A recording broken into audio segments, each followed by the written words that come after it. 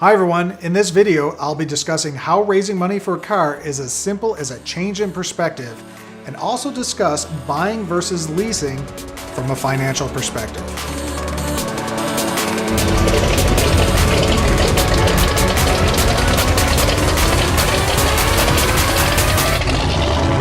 Hi everyone, and welcome to the channel about building a kit car and other car topics.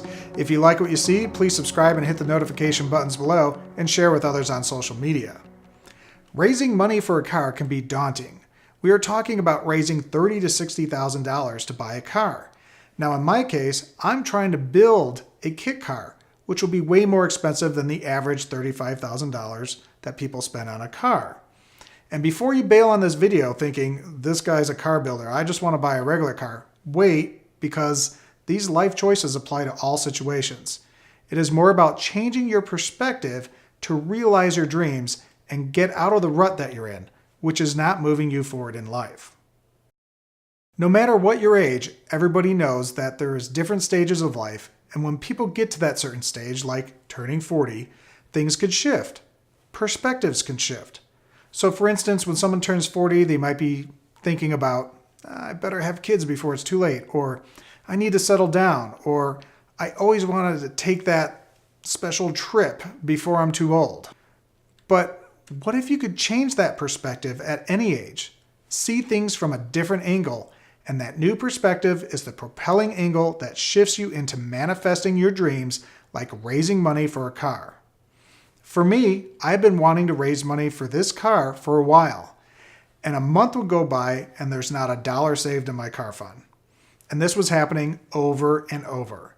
But then I started to visualize, what would it be like to buy this car? What would I do with it?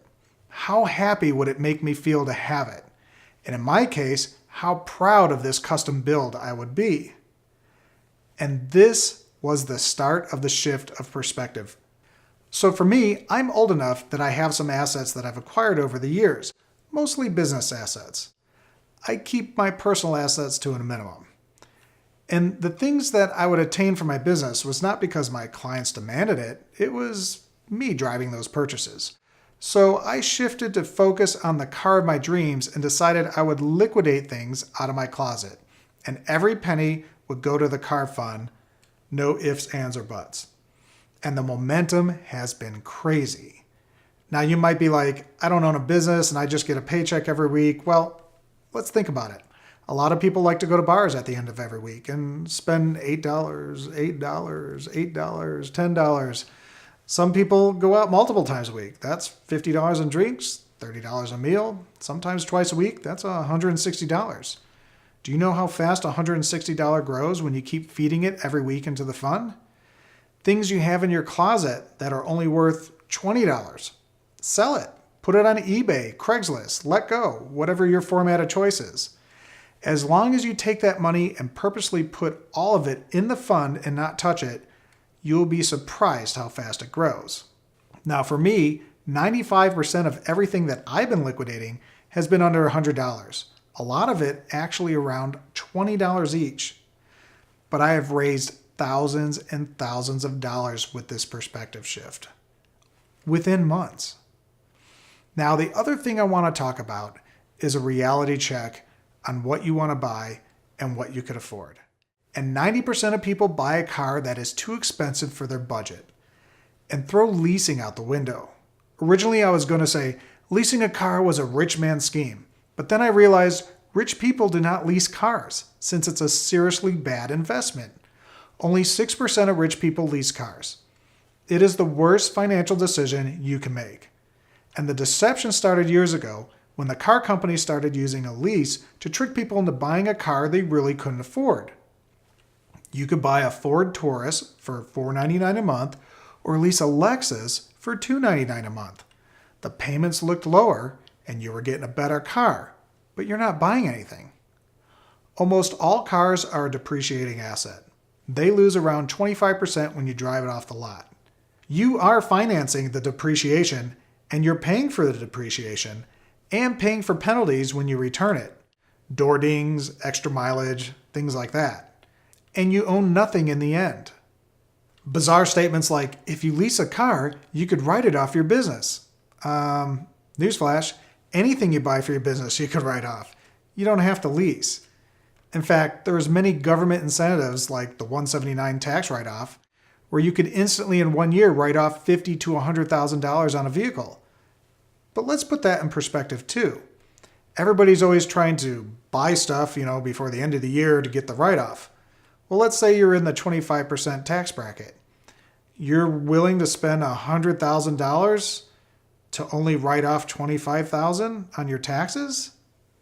I mean, yeah, you're writing off $100K, but you're in the 25% tax bracket, so you're only saving $25,000 in taxes. On a $50,000 car, it's only $13,000 in taxes. So you're spending $50 to save $13. If you need it, then that's fine, but doesn't really make sense financially. The average length of car ownership is 10 years, and the average lease is 2 years.